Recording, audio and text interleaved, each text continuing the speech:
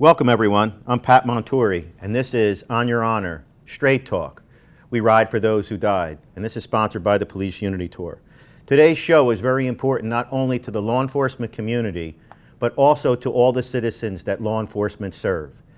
We have two hosts, or two gentlemen, from the National Law Enforcement Officers Memorial here with us today. We have topics that will be discussing how we keep law enforcement officers off the wall and how many law enforcement officers actually are. It's a living memorial. As you've seen in many previous videos, we talk and discuss about the importance of what law enforcement is and what they provide to the National Law Enforcement Officers Memorial as we ride there each and every year. But also, as officers, we are human and we die. We die for a cause that we try to provide to all our citizens as we care deeply and respect in our communities as we serve them each and every year. And as we move forward to understand and learn more today about what our guests are and who they are to us, and so very important, of why our officers are dying, how long this memorial has been around, where it is located, and why the Police Unity Tour has been partners for over 27 years. With that being said, the traditions of the Police Unity Tour for the last 27 years at our meetings is not only to talk about the death of law enforcement, but also the living. Today we're going to get a broader understanding of that as well with our guests, but mostly as we go into our traditions for this show. The most important part about this show is not just to complain or to give statistics that show why law enforcement officers die, or what sacrifices and stories we may give, but it's also about the bigger picture, to educate our officers on how we don't get into those situations in the future, how we are able to learn to survive, best practices, and other types of trainings. And the most important, for those who did die, to always remember and never forget. It is so important for us all to realize and understand that in each profession that we may serve, there are many important roles and responsibilities. But for one role that a law enforcement officer has to wake up, man or woman, every single day, is whether or not that they're going to come home back to their families. And as we take a deeper dive into our guests as they come onto our show later on, and after our honor roll, which will be coming up in just a few short seconds, it is really important to take a look at the perspectives, not only from what you see on the news media and from stories that are shared with many people on different avenues, whether it's YouTube or other plays of cable or reading. It is important to hear it right from the statistical data where it's all gathered about how our officers die, why they are dying for you, and to be certain to always remember and never forget. And that's what the Police Unity Tour tried to do initially when we first started in 1997. And I believe to this very day we have made that accomplishment. And in that accomplishment it takes more than just one, it takes many. And many by being all of you to support not only the Police Unity Tour, but the National Law Enforcement Officers Memorial Fund located in Washington, D.C. This is going to be a very emotional show for me today because I had the opportunity and the blessing to also be a part of that environment and also as a member of their staff, as the executive director. I retired some years ago with the honor of being able to see and be a part of who was going to be coming in to take a look, take care of, honor and respect our memorial as we move forward, to be sure that that individual will be the right person, and we do. We really do. We have somebody there for us all that will make sure that your area, your home, the place that all our fallen officers stay and live and are observed each and every year in May, is being taken care of with honor and respect. And I not only heard that during that interview, I heard it a few moments ago when I was standing in the hallway talking to our guests. I hear a true value of what they love and believe in. Now they get the opportunity to serve you as they served their citizens before as both law enforcement officers. Without further ado, I'd like to take us to our office with our tradition. It's called the honor roll. It's something I said earlier on that education is an important part of what we try to do as an organization to make sure that we keep people off the wall, that we give an understanding of what individuals are riding to and the vehicles that they're in. It's not a safety net. You have to be smart, aware, and ready for anything. With that being said, I'd like to take you to our office and go through our honor roll. As always, Eric, I like to call him Chief. You know, he's our technical communications manager in the office, and I don't know how many more different things that I could possibly say. He's assisting in many other areas. And Eric, it's always a pleasure to talk to you and bring you into this show. Please give us the honor and take us and tell us, our viewers and the citizens, about who has died for us most recently and how. Hi, Pat. Thank you very much for having me again. As usual, for all of our shows and a tradition for all of our Police Unity Tour meetings, we look at the statistics, and which we take directly from the National Law Enforcement Officer Memorial Fund website. We use these statistics from 2023 to date, and we compare them to 2022, just to see where we're at and to see what we can do better, where we can do, worse. So death by firearms related incidents in 2023 are 5, and in 2022 to date there were 6. Deaths from traffic related incidents in 2023, there is 1, and in 2022 there were 13. That's a great decrease. Other reasons in 2023 is currently 4, and in 2022 there were 51, and we're still coming off of the pandemic from COVID, and that's why that was so high. So the total deaths in 2023 is currently 10, and in 2022 there were 70.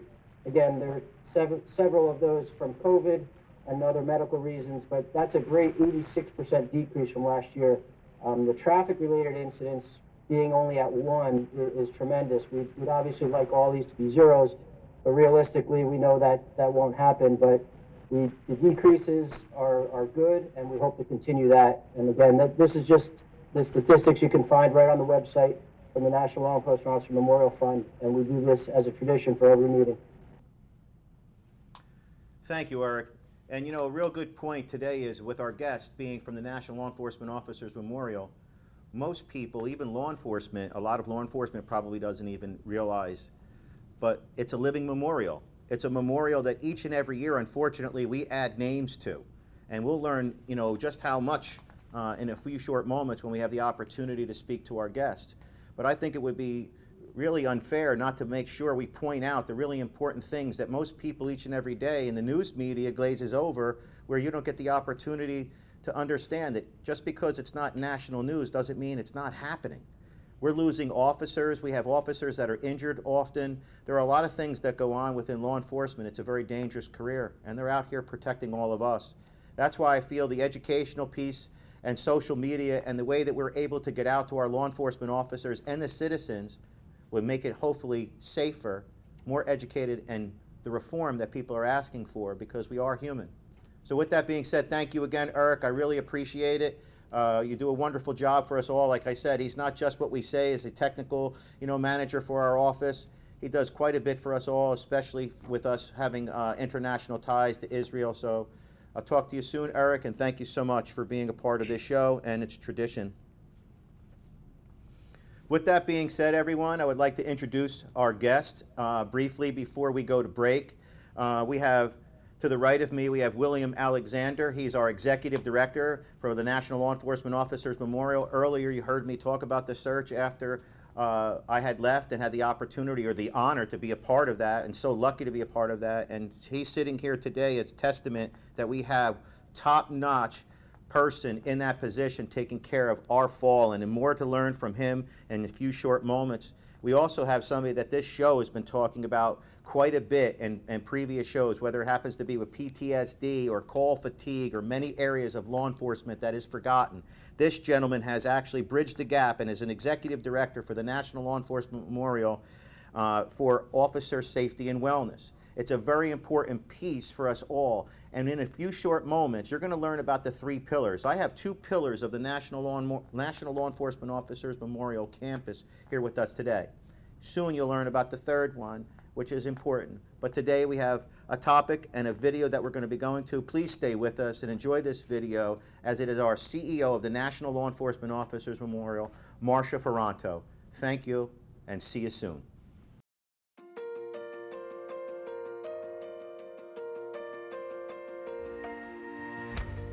The National Law Enforcement Officers Memorial Fund was established in 1984, a nonprofit and nonpartisan organization that honors fallen officers, tells the story of American law enforcement, and makes it safer for those who serve. Law enforcement professionals are the heart and soul of our organization. We operate under 3 pillars. The first pillar is the memorial, where we honor the fallen. Our second pillar is the museum, where we tell the stories, the amazing stories of American law enforcement. And the third, officer safety and wellness, doing our part to keep names off the wall.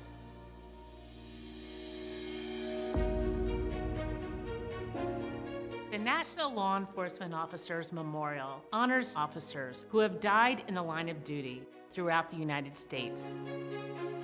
Unlike any other memorial in Washington, D.C., this is a living memorial, meaning names are added each year to honor those who have fallen in the line of duty. Sadly, this year, we had to expand the wall to accommodate the growing number of law enforcement officers who have lost their lives in the line of duty. Our job here at the National Law Enforcement Officers Memorial is to make sure this wall remains in place for your fallen brothers and sisters. We will never let their stories be forgotten. The National Law Enforcement Officers Museum expands and enriches the relationship between law enforcement and the community by sharing stories of service and sacrifice from across the nation. The museum provides innovative, insightful, and thought-provoking programs that are designed to spark dialogue and provide a greater understanding between law enforcement and the communities they serve. The National Law Enforcement Officers Museum is your museum. Our goal is to make sure when you step foot on our campus that you feel honored and respected. That when you come with your families, they are going to be so proud of the profession you have chosen. This museum exists for you. And there is one thing you will find when you get here without a doubt, and that is you are honored here. Our Officer Safety and Wellness Program recognizes best practices through our Destination Zero Awards program. Our ultimate goal is 0 line of duty deaths, but our focus is on improving officer safety and wellness, keeping names off the wall. We maintain a comprehensive database of creative, innovative, and successful programs. And we make this comprehensive database free to all law enforcement agencies from around the country. We also work with our federal partners to support critical programming in officer suicide prevention, traffic safety and crash reduction, and community policing to increase officer and citizen safety. As CEO of the National Law Enforcement Officers Memorial Fund, it is my goal and the goal of our board of directors to make sure that we serve you in a way that you will feel honored and respected. My goal is to build your trust, one step at a time. We need your support to grow together so that we can continue to honor law enforcement around the country. We want you to come visit the museum that was designed to honor you and share our story. Tell your organizations about what we are doing here in Washington to honor law enforcement, because our story is your story, and this is your home. Law enforcement professionals are the heart and soul of our organization. The National Law Enforcement Officers Memorial Fund exists for you, your fellow officers, and agencies.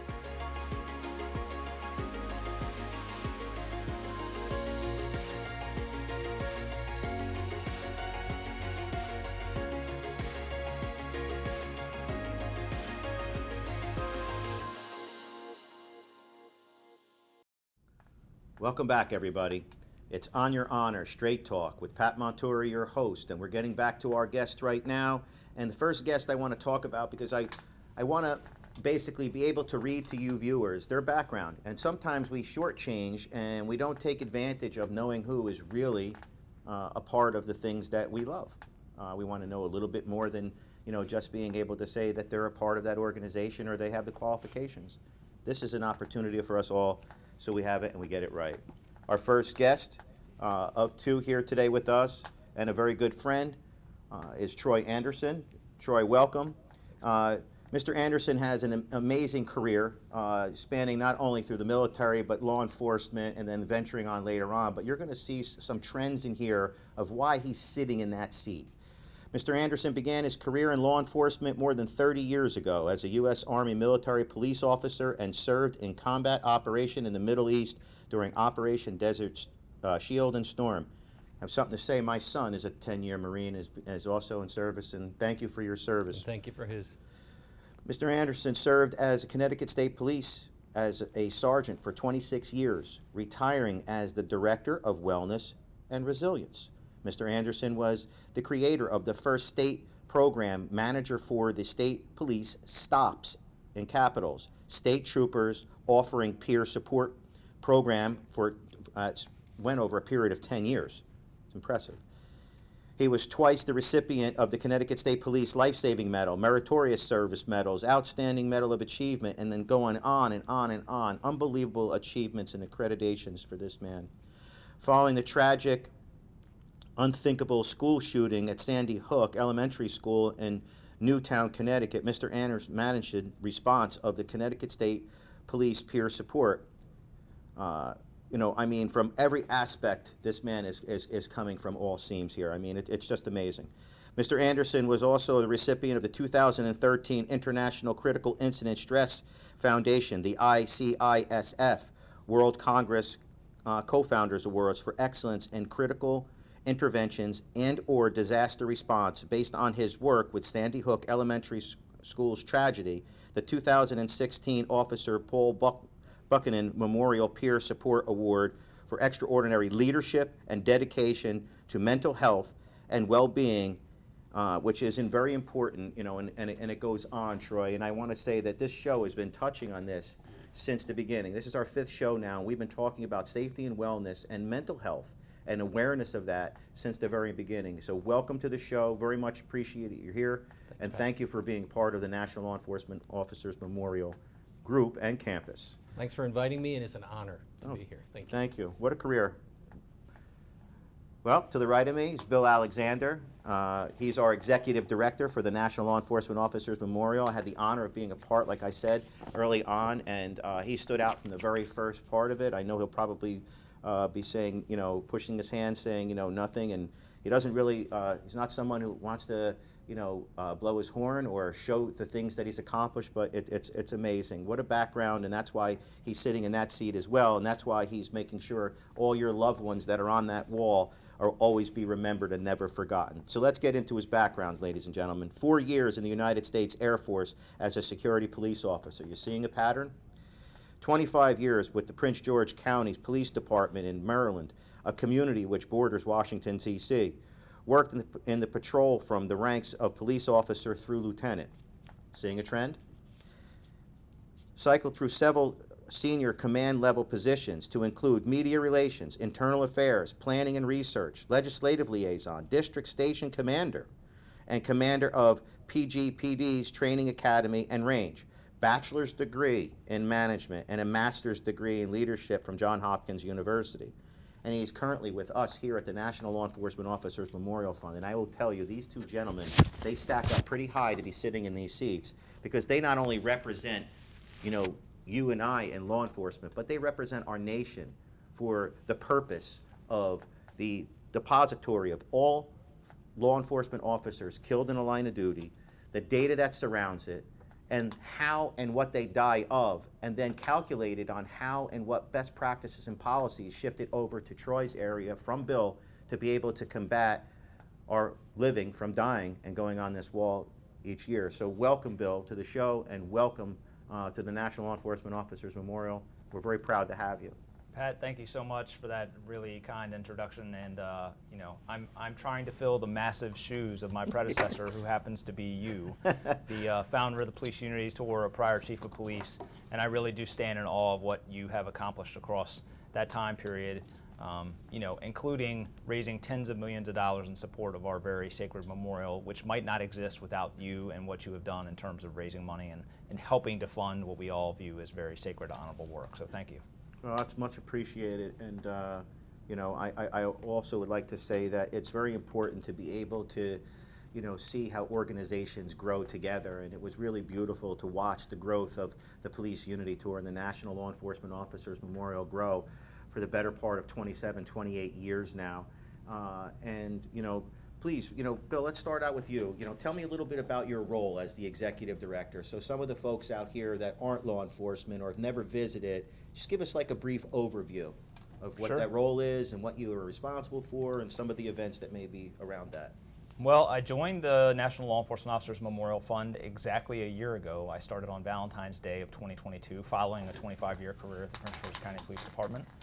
My responsibilities include leading the memorial maintenance team, gentlemen who currently are responsible for cleaning and maintaining what we all view, I think, as very, very sacred ground in terms of picking up litter, debris, making sure that the walls are clear, making sure it's as pristine as possible to honor the men and women who sacrificed everything in service of their communities in this country. So part of my responsibility, as you know, is maintaining that very sacred ground. The other part of my responsibilities include collecting data from across the country on all fallen officers and then packaging that information together to present to what we refer to as the Names Committee. The Names Committee is made up of multiple board members from the National Law Enforcement Officers Memorial Fund Board, and they decide on every single case if they view the circumstances of the fallen officer's death as what we would call a line of duty death. So we at the Memorial Fund, we are the leading authority on line of duty deaths in this country. We take that information, the Names Committee makes a decision, and then at the end of each calendar year, we compile those line of duty deaths, and in the spring, which is coming up this April, we engrave the names of the men and women who sacrificed everything onto our very sacred walls to not only memorialize them, but to help tell their story to America broadly, and remind the country that there's a cost to maintaining our democracy, and that cost regrettably is measured in hundreds of lives every single year, representing the men and women who sacrificed everything on the job. I feel if I would be remiss if I didn't mention, like I said earlier when we were talking about in the show about the goals of the human component of law enforcement, you gentlemen deal with death every day, right? You deal with the investigation of officers going on that wall, you both surviving, you know, a law enforcement career, now serving the people that you've served with. It does take a toll on you. I mean, people got to realize it's not just about you know, fundraising. It's about what you're doing is really important for information. You know, it really touches home, I think, for all of us at the Memorial Fund. You know, you've talked at the top, and Marcia introduced us via video talking about our 3 pillars, one of which is to tell the story of American law enforcement through our really incredible world-class museum, making it safer for those who serve through Troy's Officer Safety and Wellness. But at the memorial side, we exist to honor the fallen. And so for me, it really is a personal mission. And I don't say that singularly. I'm representing a part of the Memorial Fund. And I often say to people who come and visit, I hope they won't begrudge me and likely Troy saying the words like we, us, and our when I still refer to what I view as our profession. And it really is an incredible responsibility, not just for Troy and I and Marcia and the Memorial Fund singularly, but I view it as a responsibility of all of us in the law enforcement profession to remember and never forget the men and women who have sacrificed everything, to always exist to tell their stories and remind the country, again, that there is a cost to maintaining our democracy, and that cost is you know, quite significant every single year. That's well put, and you know, most people don't realize, you know, where the National Law Enforcement Officers Memorial is. You know, they don't know about the museum, as we're going to do a show in the very near future coming up towards Police Week where we'll have it on site, and I'm teasing that right now. But with that being said, I think it's really important that, you know, people understand all facets and components of what goes into the day-to-day operation of the National Law Enforcement Officers Memorial. You know, what happens, you know, after, you know, you investigate the deaths. about, earlier when you had just said, we and our. I mean, I think as a retired officer, I wouldn't say anything else other than that. I mean, I don't think that would insult anybody because, we have 900,000 active and over 2.5 million retirees, and together we serve the largest organization that serves our public, with our own lives. So I think you've earned that right, and I think that that's exactly what we should teach the people as they start coming in tradition. But just moving over to Troy for a second. Troy, please share with us about, what safety and wellness, because I know we're deep dived right into death, and I want to get back to some statistics with Bill in a moment. But, please share with us the importance from your profession, and we saw in your background that you've tilted your lifestyle type trying to keep guys from getting injured. And I think that that's very valiant. Well, thank you, Pat. One of the things that I think is important to point out, especially as Bill's talking about the data that's captured through the memorial side, is that really influences what we're doing on officer safety and wellness. So we take that data, and those aren't numbers, those are people. Behind every one of those numbers is a person, and our mission on the officer safety and wellness side is to make it safer for those who serve and keep names off of the very walls that we've been talking about. So we take that data and kind of come up with a solutions piece to that. We look at that data, and we've seen and we've been able to do some programming based on those numbers, where we hosted a summit back in the summer of last year because we saw a rise in certain traffic fatalities, in that case struck-bys.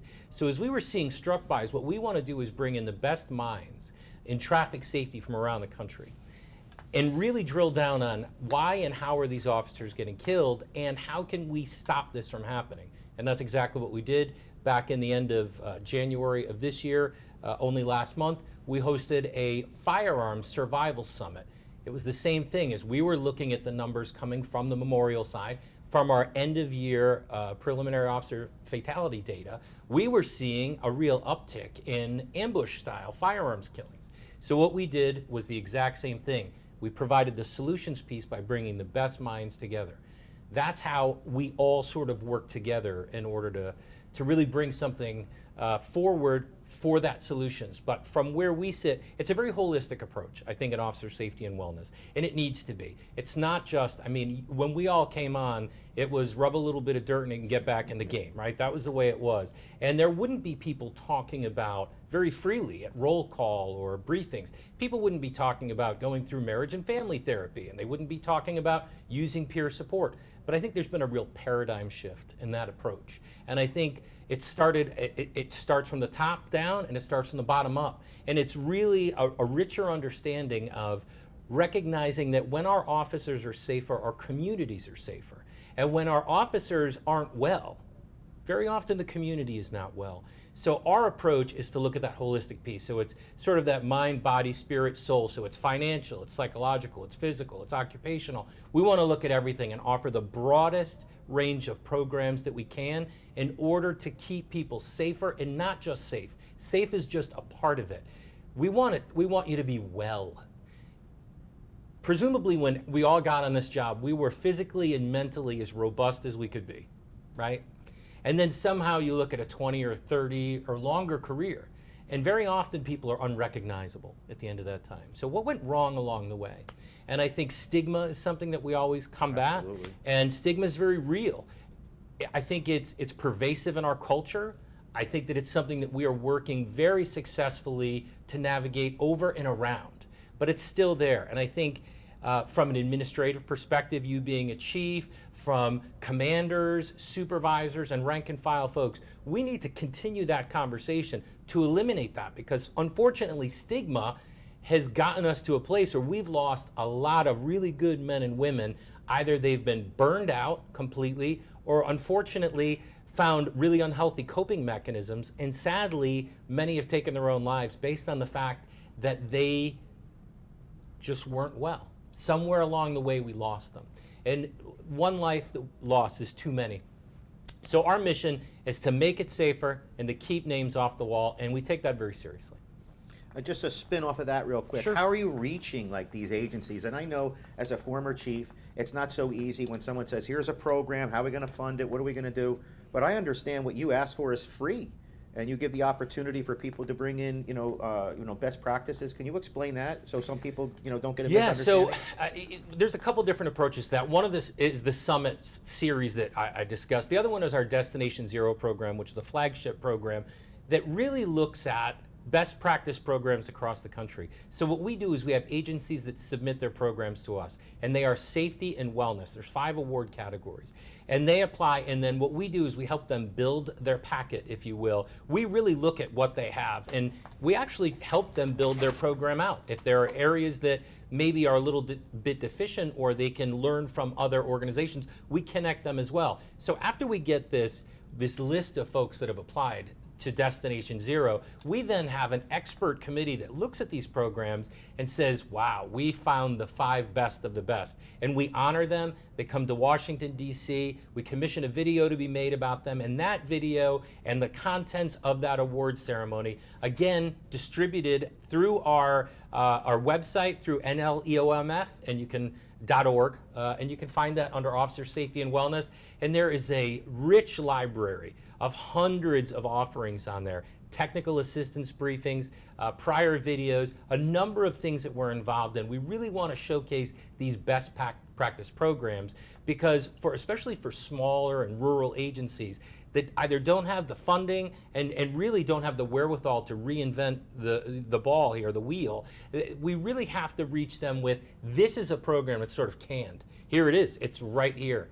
And this is how you get it. This is where funding comes from, if funding is even needed. And then my team serves as a resource to connect. So for example, a small town may reach out and say, I saw what happened in Stanislaus County, California. What an amazing program. We can bridge that gap, make the connection, make the introductions, and then from that they grow. And we have started these conversations countless times around the country, bringing people together, really refocusing efforts on officer safety and wellness, because it's great that we go to the range, although we probably need to do it more. It's great that we go to EVOC course. These are all really great things. And you can remember in your academy, you could do push-ups and shine your shoes, but where was the discussion about the universal and predictable signs and symptoms of post-traumatic stress, the things that we all knew that we were going to encounter? You cannot get through a career and not be exposed to traumatic events. So why aren't we talking about what those events are and what effects they'll have on us? Better yet, what to look for within us. Let our families know what to look for in us, and then talk about the resources. These are the resources. When these things happen, you can expect that this is going to be the follow-up. Debriefings, interventions, right? All these are things that are going to happen. Post-critical incident seminars, involvement with employee assistance program, perhaps an outside clinician, culturally competent. I got to always throw that out there. And I'll tell you, there are so many amazing therapists in this country that really have dedicated their lives to serving first responders. Our job as first responders is to make that connection, find the right one. It's like a car dealership. If you go to one and you don't find the car you want, go to another one. Don't give up, because there are so many amazing therapists who have dedicated their lives to that. And that is a key point. And I want everybody, before we go to our break, which we're going to be going in a second, and we'll be having more, what did I tell you, audience? Top notch. What we're getting right now is what most people don't get an opportunity to see. Some of our officers can't see this in a cruiser as they're cruising around, and whether you're on a desk or not, it's important that people think you watch TV and you see these things. You're not doing that. We have a very important responsibility, whether there's a call or not. With that being said, unbelievable to our guests in a few moments. We'll be right back. Please stay with us.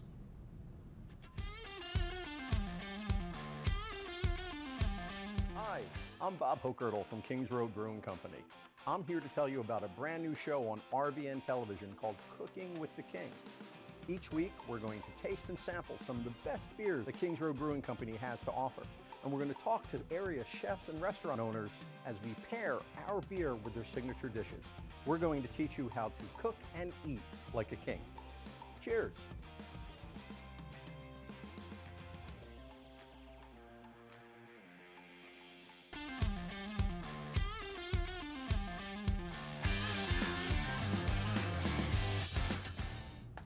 Welcome back, everybody. And our guests are here, and they're here to speak a little bit more about the interesting stuff you heard earlier. Stuff that keeps our law enforcement officers off the wall and educating our public on how and what happens to our officers when they pay the ultimate sacrifice. And turning right to that topic, I want to bring us back to our Executive Director, Bill Alexander. Bill, welcome back from the break. I just wanted to ask you a couple more questions. You willing to sit here with me for a few more moments? As long as you'll have me, Pat. All right, brother. I wanted to ask, what do you think the biggest concerns are in law enforcement before I talk about the Living Memorial? What do you think the biggest concerns are right now we're facing? Well, to me, I think the existential crisis facing law enforcement right now is recruitment and retainment. Right, I agree. And really heavy on the recruitment. I obviously hail from the Washington, D.C. area where you can't throw a rock without hitting multiple law enforcement agencies, and every single law enforcement agency that I'm aware of across the country is undermanned, underfunded, and seemingly unable to fill their ranks even with the capacities where they're otherwise authorized by their local towns, counties, states, whatever it is. And so, and to a big degree, I think that popular media, social media, even to some degree our politicians who seem to want to continue to demonize our profession despite what I would argue is an overwhelming amount of good that we have and continue to do, I think is turning prospective recruits off. I think if you're a 21-year-old guy or girl just out of college and you have the option to pursue a career in law enforcement or something else, I think there is probably heavy pressure and incentive to pursue that something else and steer away. And I think that's really impacting law enforcement agencies across the country. And I asked that, and Troy, you feel the same way? Absolutely. I mean, it is. I think the thing that for me is so difficult is that when you are having a difficult time recruiting, you can't help but lower standards. Right now, are we lowering standards? And I would hope that doesn't happen. But I have heard stories, I still have a number of contacts around the country, and that seems to be a chief complaint among officers and agencies, that the entry standards get reduced, and then once you have them in the academy, then the academic standards may get reduced because you're trying to retain them to try to get as many people as you can through, and then maybe the standards are reduced yet again when you get into the field training officer program. And then at some point, half of your agency, if that trend were to continue, half of your agency is going to be working in internal affairs because now you have a group of folks that have come onto the job. And I think it's a different generation now, too. It's a different generation. I remember growing up, and as kids, everybody in my neighborhood wanted to be a cop. That's what we wanted to do as kids. Everybody wanted to be a cop. And we sort of gravitated towards that. When I got out of the military, I really wanted to continue with that service to my community. And I just don't know. I'm not saying that it doesn't exist. I know that it does. But I don't think that it exists at the same level that it once did. I think it's changed a little bit. I think generation could be part of it. But my concern in the end would be not to reduce those standards to a point that we have put a black eye on the vocation. We would never want to see that. And you don't want to put people in a position to where their qualifications and they get themselves hurt or in trouble. And I totally agree. And I ask that to many people. And I've been here in law enforcement, of course, whether you're retired, active, or still involved in law enforcement organizations. And I see it myself. And I say to myself, this is something that I would return back to do and do for nothing. That's the passion that you have. I mean, everybody needs to make a living. And being realistic, I'm just saying that this was not just a form of salary for me. This was a passion. Some people would say it's a calling. Some people would say that they wouldn't be able to do anything else. And I feel the same way. So with that being said, I didn't want to divert our attentions towards that because we had a discussion on our first or second show with regards to retention and officers. But with that being said, it scares me. But it also brings me to this point that I want to point back to Bill with, and that's where we said earlier that it's a living memorial. And I mean, Bill, bring us to the reasons for that, why we say that, and what's gone on at the memorial on behalf of that specific statement. Sure. Well, I tell people all the time that come and visit our very sacred space that right now, as of today, there are 23,229 names on our very sacred walls. The names of heroes, every single one, name of someone who has died in the line of duty in service of their community in this country. And I always add an asterisk. I always say, and counting, because as you have referenced, it is a living memorial, the only one in Washington, D.C. This year, we are on track already to add an additional at least 550 names, 226 of which will be from 2022, and the remainder from years prior. Now, as you know, when the memorial was unveiled in 1991, just over 30 years ago, we had at that time about 12,000 names. Yeah. In 1991, they thought that there was enough space on the memorial walls to last us through 2,100. We have far outpaced those original estimates. We have since completed an expansion, which does give us some additional space, but even with the recently completed expansion, we now anticipate that we will run out of room in 2060. So not only is it a living memorial, but it is tracking and cataloging and preserving for all time such an increase in such a number of law enforcement professionals who are dying in this job that it really is, it's both heartbreaking and, you know, really startling. And you know what, you know, that's the you know, important part to just, you know, share to our viewers, is about that the memorial is, you know, it's 24 hours a day, 7 days a week. Just because you don't see somebody sitting outside, that does not mean that it's a national park that has the National Law Enforcement Officers Memorial's responsibility to maintain, manage, and operate that wall, and each year engrave. All these things cost money to do that, having people to make sure that happens. And I know I earlier didn't talk or said it's not just about fundraising, but ladies and gentlemen, this organization, the National Law Enforcement Officers Memorial, is here, as you heard. It represents the entire nation of what we do as law enforcement officers. And for those of you who are not law enforcement officers and you're citizens, take a look at what the sacrifices has gone on for you, whether it happens to be, as we saw earlier with Troy's depiction of mental health, abilities, physical attributes of crisis response, and then with our executive director about how many names are on this wall this very day. We got to take a look at this and make sure that we understand that we need to be a part of making sure we help fundraise, that we help support this memorial. The Police Unity Tour is primary responsibility is to support this memorial. We make sure that each and every year we do that. But that's because we don't want not one officer in that wall never to be forgotten, and also to stay in pristine condition. It takes time, it takes money, it takes responsibility. And that's one part of what you, Bill, and you, Troy, do.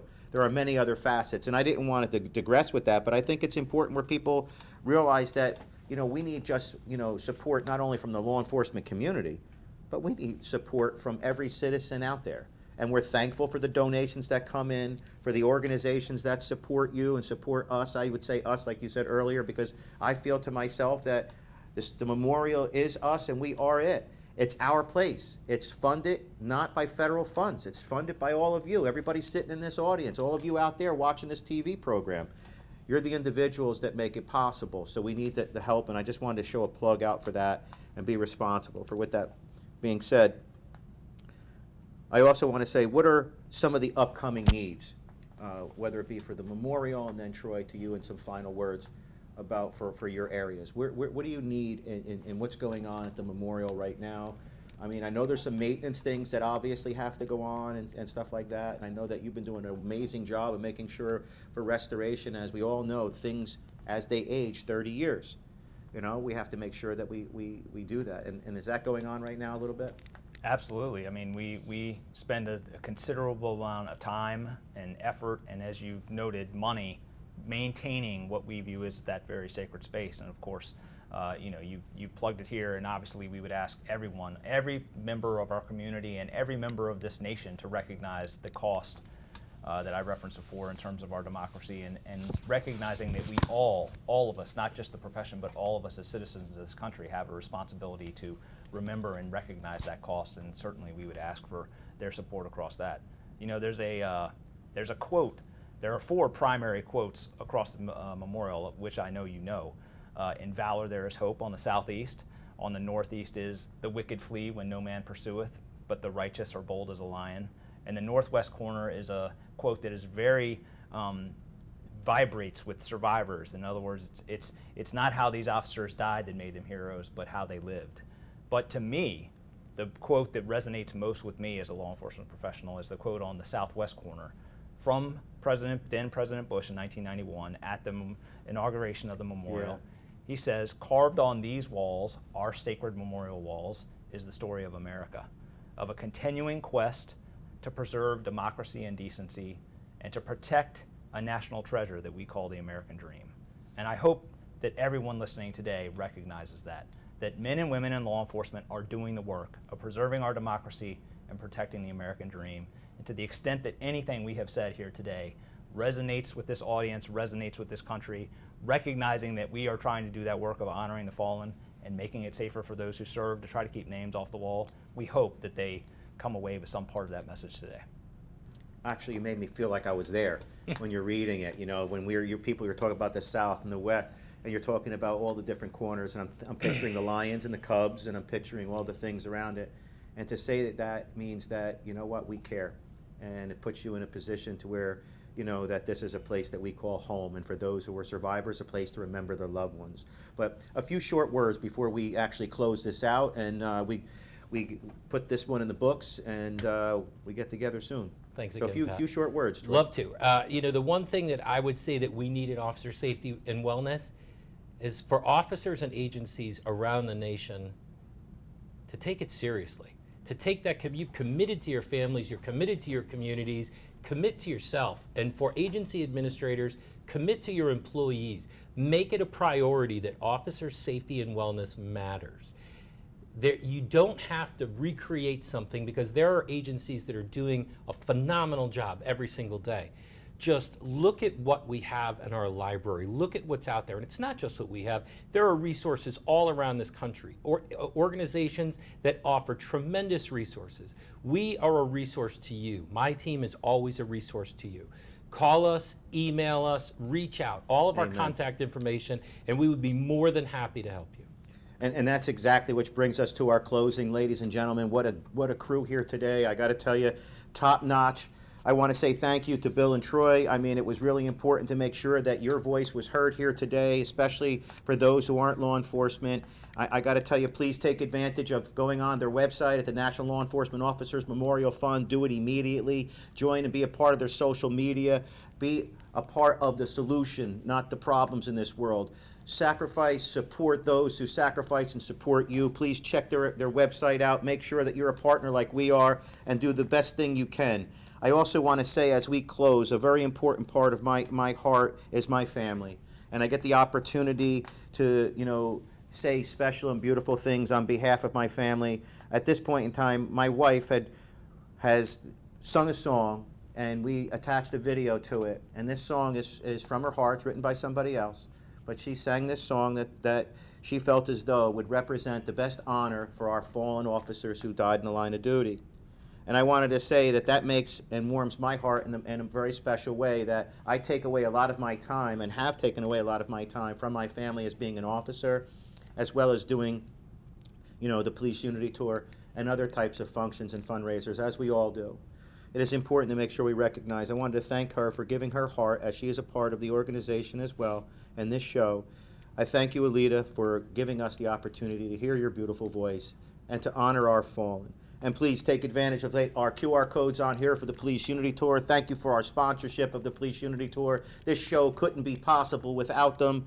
I got to tell you again, please check out the National Law Enforcement Officers Memorial Fund. You had an opportunity to see our CEO, Marcia Ferranto. More on Marcia in the very near future as we go to Washington, D.C. in May for our Candlelight Vigil and the beginning of our Police Unity Tour as we ride 3.5 days on cycles, and we bring down a large donation to make sure we represent our fallen and never forget and always remember. We ride for those who died, ladies and gentlemen, and today, stay blue. Be honest, be careful, respect, honor, and remember. Thank you, guys. It's been an honor. It's been a pleasure. And for all of you out there, God bless you all, you and your families. And thank you for taking the opportunity to listen to the song that my wife is singing. God bless you all, and be safe.